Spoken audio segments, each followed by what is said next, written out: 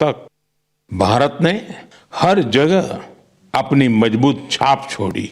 इस साल ऑपरेशन सिंदूर हर अपनी सुरक्षा से कोई समझौता नहीं करता। ऑपरेशन सिंदूर के दौरान देश के कोने कोने से मां भारती के प्रति प्रेम और समर्पण की तस्वीरें सामने आई। लोगों ने अपने अपने तरीके से अपने भाव व्यक्त किए। साथियों, यही जज्बा तब भी देखने को मिला जब वंदे मातरम के 150 वर्ष पूरे हुए।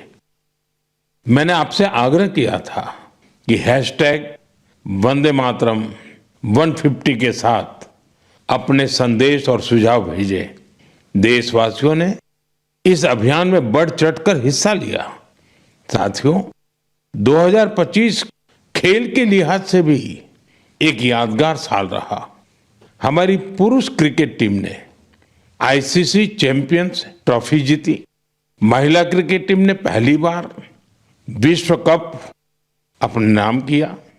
भारत की बेटियों ने women's blind T20 world cup जीतकर इतिहास रच दिया। एशिया कप T20 में भी तिरंगा शान से लहराया। पैरा एथलीटों ने विश्व चैंपियनशिप में कई पदक जीतकर ये साबित किया कि कोई बाधा हौसलों को नहीं रोक सकती। विज्ञान और अंतरिक्ष क्षेत्र में भी भारत ने बड़ी छलांग लगाई। शुभांशु शुक्ला पहले भारतीय बने जो इंटरनेशनल स्पेस स्टेशन तक पहुंचे। पर्यावरण संरक्षण और वन्य जीवों की सुरक्षा से जुड़े कई प्रयास भी 2025 की पहचान बने। भारत में चीतों की संख्या भी अब 30 से ज्यादा हो गई है। 2025 में आस्था, संस्कृति और भारत की अद्वितीय विरासत सब एक साथ दिखाई दी। साल के शुरुआत में प्रयागराज महाकुंभ के आयोजन ने पूरी दुनिया को चकित किया। साल के अंत में अयोध्या में राम मंदिर पर ध्वजारोहण के कार्यक्रम ने हर भारतीय को गर्व से भर दिया। स्वदेशी को लेकर भी लोगों का उत्साह खूब दिखाई दिया। लोग वही सामान खरीद रहे हैं जिसमें किसी भारतीय का पसीना लगा हो और जिसमें भारत की मिट्टी की सुगंध हो। आज हम गर्व से कह सकते हैं 2025 ने भारत को और अधिक आत्मविश्वास दिया है। ये बात भी सही है, इस वर्ष प्राकृतिक आपदाएं हमें झेलनी पड़ी, अनेक क्षेत्रों में झेलनी पड़ी। अब देश 2026 में नई उम्मीदों, नए संकल्पों के साथ आगे बढ़ने को तैयार है। मेरे प्यारे देशवासियों, आज दुनिया भारत को बहुत आशा के साथ देख रही है। भारत से उम्मीद की सबसे बड़ी वजह है हमारी युवा शक्ति। विज्ञान के क्षेत्र में हमारी उपलब्धियां, नए नए इनोवेशन, टेक्नोलॉजी का विस्तार, इनसे दुनिया भर के देश बहुत प्रभावित हैं। साथियों, भारत के युवाओं में हमेशा कुछ नया करने का जुनून है और वो उतने ही जागरूक भी हैं। मेरे युवा साथी कई बार मुझसे ये पूछते हैं कि नेशन बिल्डिंग में वो अपना योगदान और कैसे बढ़ाएं, वो कैसे अपने आइडिया शेयर कर सकते हैं। कई साथी पूछते हैं कि मेरे सामने वो अपने आइडियाज का प्रेजेंटेशन कैसे दे सकते हैं। हमारे युवा साथियों की इस जिज्ञासा का समाधान है विकसित भारत यंग लीडर्स डायलॉग। पिछले साल इसका पहला एडिशन हुआ था। अब कुछ दिन बाद उसका दूसरा एडिशन होने वाला है। अगले महीने की 12 तारीख को स्वामी विवेकानंद जी की जयंती के अवसर पर राष्ट्रीय युवा दिवस मनाया जाएगा। इसी दिन यंग लीडर्स डायलॉग का भी आयोजन होगा और मैं भी इसमें जरूर शामिल होऊंगा। इसमें हमारे युवा इनोवेशन, फिटनेस, स्टार्टअप और एग्रीकल्चर जैसे महत्वपूर्ण विषयों पर अपने आइडियाज शेयर करेंगे। मैं इस कार्यक्रम को लेकर बहुत ही उत्सुक हूं। साथियों, मुझे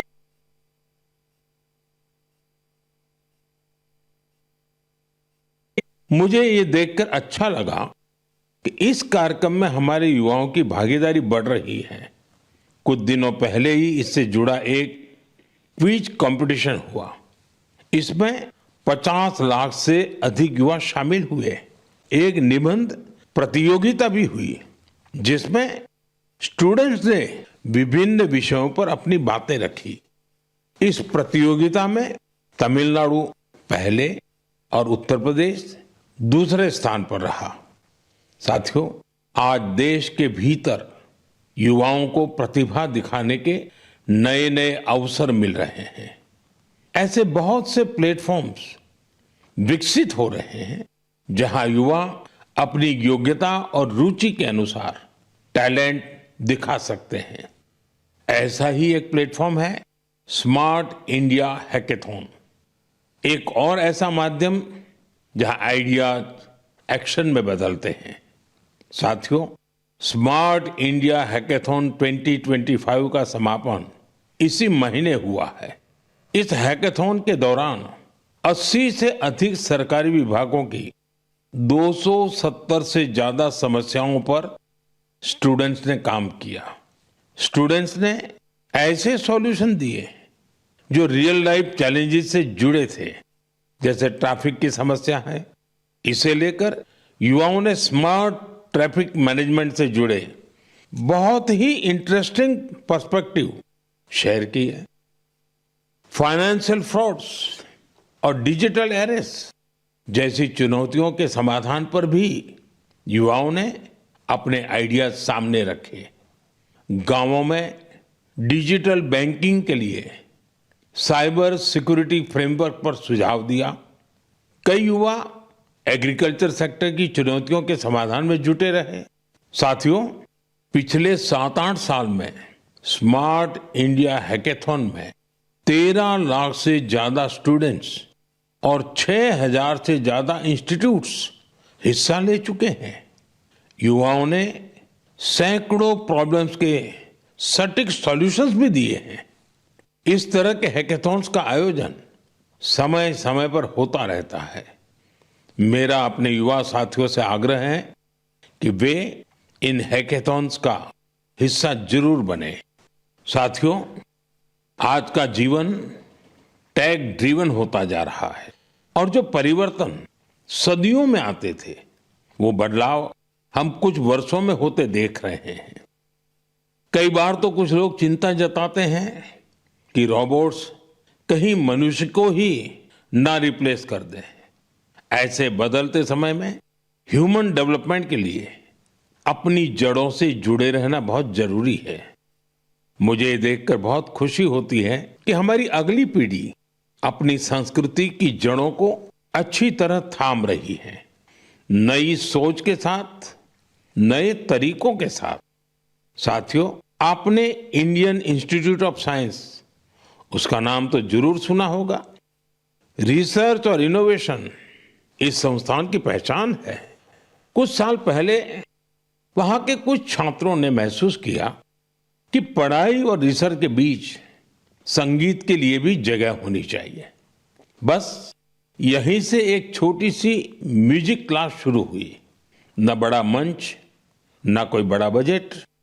धीरे धीरे ये पहल बढ़ती गई और आज इसे हम गीतांजलि IISC के नाम से जानते हैं।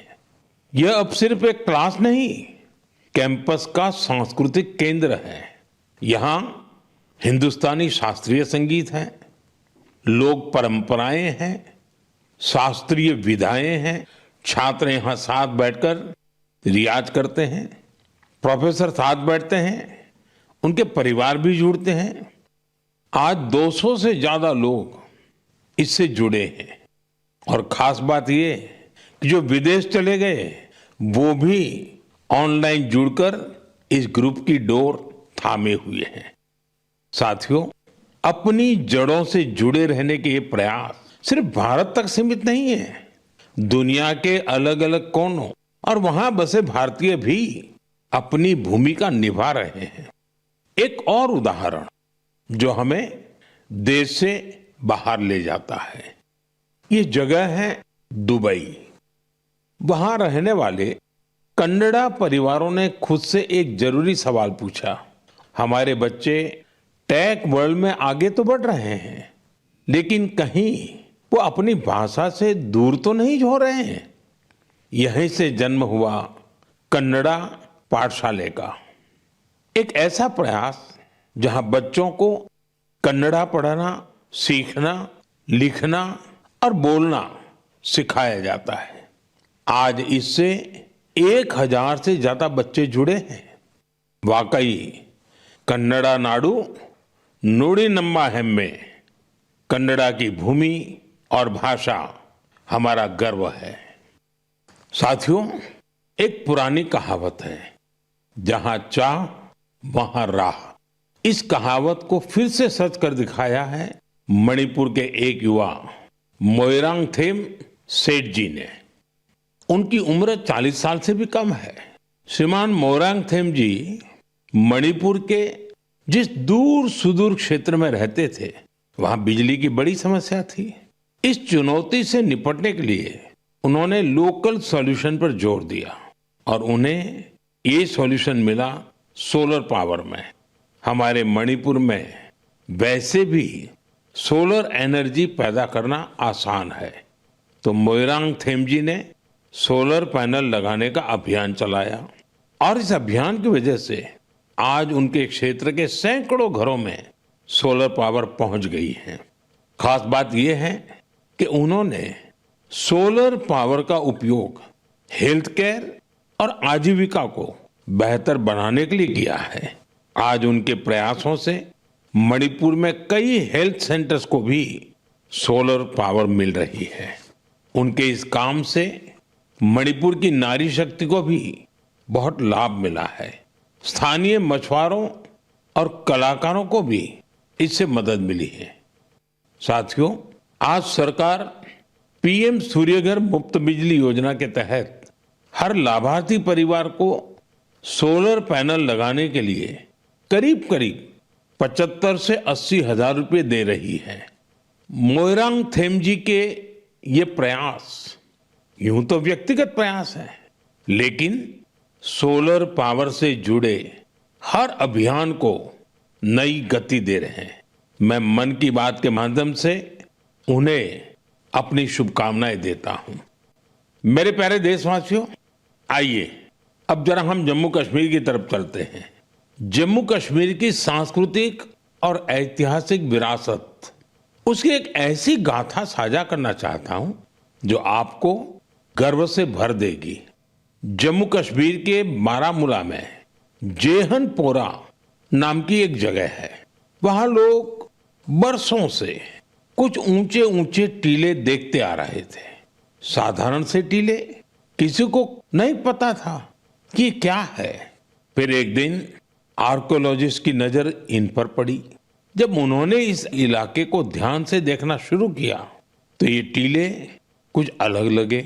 इसके बाद इन टीलों का वैज्ञानिक अध्ययन शुरू किया गया। ड्रोन के जरिए ऊपर से तस्वीरें ली गई, जमीन की मैपिंग की गई और फिर कुछ हैरान करने वाली बातें सामने आने लगी। पता चला ये टीले प्राकृतिक नहीं है, ये इंसान द्वारा बनाई गई किसी बड़ी इमारत के अवशेष है। इसी दौरान एक और दिलचस्प कड़ी जुड़ी।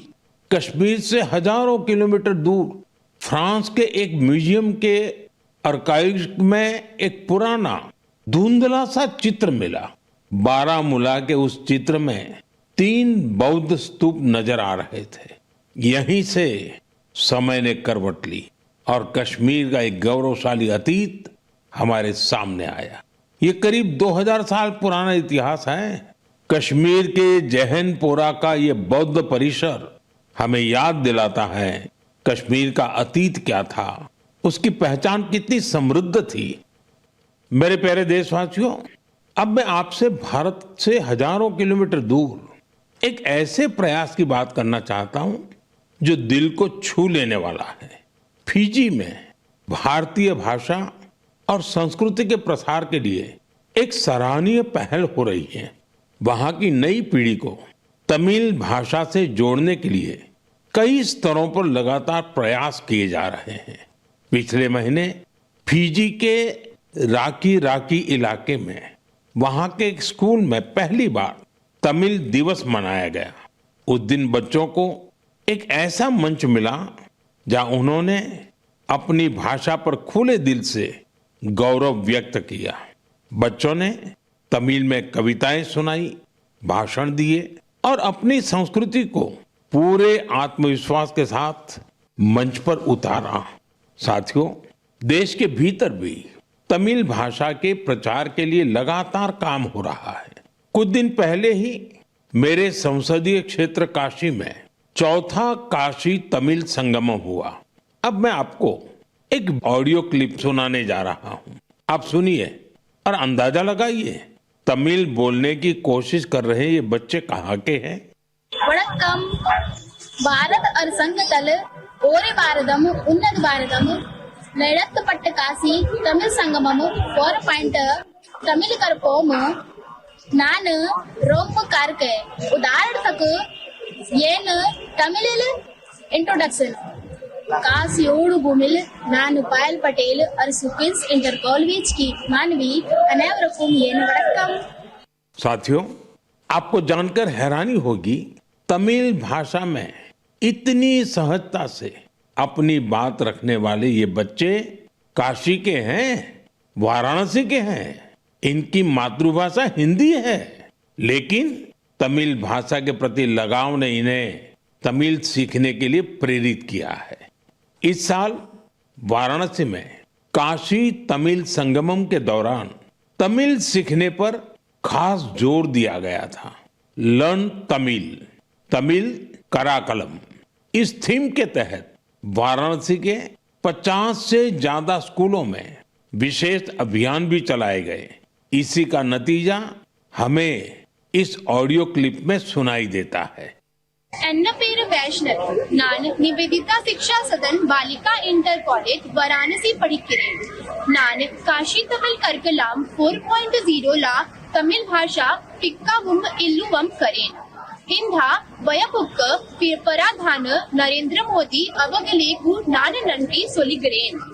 साथियों, तमिल भाषा दुनिया की सबसे प्राचीन भाषा है। तमिल साहित्य भी अत्यंत समृद्ध है। मैंने मन की बात में काशी तमिल संगमम में भाग लेने का आग्रह किया था।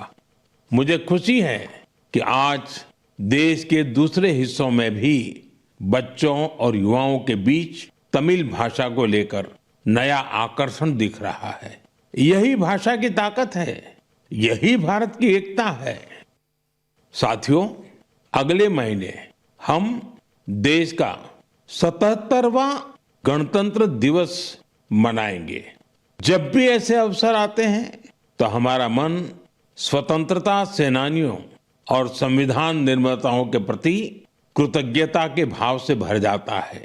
हमारे देश ने आजादी पाने के लिए लंबा संघर्ष किया है। आजादी के आंदोलन में देश के हर हिस्से के लोगों ने अपना योगदान दिया है, लेकिन दुर्भाग्य से आजादी के अनेकों नायक नायिकाओं को वो सम्मान नहीं मिला जो उन्हें मिलना चाहिए था। ऐसी ही एक स्वतंत्रता सेनानी है ओडिशा की पार्वती गिरि जी। जनवरी 2026 में उनकी जन्म शताब्दी मनाई जाएगी। उन्होंने 16 वर्ष की आयु में भारत छोड़ो आंदोलन में हिस्सा लिया था। साथियों, आजादी के आंदोलन के बाद पार्वती गिरि जी ने अपना जीवन समाज सेवा और जनजातीय कल्याण को समर्पित कर दिया था। उन्होंने कई अनाथालयों की स्थापना की। उनका प्रेरक जीवन हर पीढ़ी का मार्गदर्शन करता रहेगा। मैं पार्वती गिरि जी को श्रद्धांजलि अर्पण करूं छी। साथियों, ये हमारा दायित्व है कि हम अपनी विरासत को न भूलें। हम आजादी दिलाने वाले नायक नायिकाओं की महान गाथा को अगली पीढ़ी तक पहुंचाए। आपको याद होगा, जब हमारी आजादी के 75 वर्ष हुए थे, तब सरकार ने एक विशेष वेबसाइट तैयार की थी। इसमें एक विभाग अनसंग हीरोज को समर्पित किया गया था। आज भी आप इस वेबसाइट पर विजिट करके उन महान विभूतियों के बारे में जान सकते हैं जिनकी देश को आजादी दिलाने में बहुत बड़ी भूमिका रही है। मेरे प्यारे देशवासियों, मन की बात के जरिए हमें समाज की भलाई से जुड़े महत्वपूर्ण विषयों पर चर्चा करने का एक बहुत अच्छा अवसर मिलता है। आज मैं एक ऐसे मुद्दे पर बात करना चाहता हूं जो हम सभी के लिए चिंता का विषय बन गया है। ICMR यानी Indian council of medical research ने हाल ही में एक रिपोर्ट जारी की है। इसमें बताया गया है कि निमोनिया और UTI जैसी कई बीमारियों के खिलाफ एंटीबायोटिक दवाएं कमजोर साबित हो रही है। हम सभी के लिए यह बहुत ही चिंताजनक है। रिपोर्ट के मुताबिक इसका एक बड़ा कारण लोगों द्वारा बिना सोचे समझे एंटीबायोटिक दवाओं का सेवन है। एंटीबायोटिक ऐसी दवाएं नहीं हैं जिन्हें यूं ही ले लिया जाए। इनका इस्तेमाल डॉक्टर की सलाह से ही करना चाहिए। आजकल लोग यह मानने लगे हैं कि बस एक गोली ले लो, हर तकलीफ दूर हो जाएगी। यही वजह है कि बीमारियां और संक्रमण इन एंटीबायोटिक दवाओं पर भारी पड़ रहे हैं। मैं आप सभी से आग्रह करता हूं कि कृपया अपनी मनमर्जी से दवाओं का इस्तेमाल करने से बचें। एंटीबायोटिक दवाओं के मामले में तो इस बात का ध्यान रखना बहुत जरूरी है। मैं तो यही कहूंगा, मेडिसिन्स के लिए गाइडेंस और एंटीबायोटिक्स के लिए डॉक्टर्स की जरूरत है। ये आदत आपकी सेहत को बेहतर बनाने में बहुत मददगार साबित होने वाली है। मेरे प्यारे देशवासियों, हमारी पारंपरिक कलाएं समाज को सशक्त करने के साथ ही लोगों की आर्थिक प्रगति का भी बड़ा माध्यम बन रही है। आंध्र प्रदेश के नारसापुरम जिले की लेस क्राफ्ट की चर्चा अब पूरे देश में बढ़ रही है। ये लेस क्राफ्ट कई पीढ़ियों से महिलाओं के हाथों में रही है। बहुत धैर्य और बारीकी के साथ देश की नारी शक्ति ने इसका संरक्षण किया है। आज इस परंपरा को एक नए रंग रूप के साथ आगे ले जाया जा रहा है।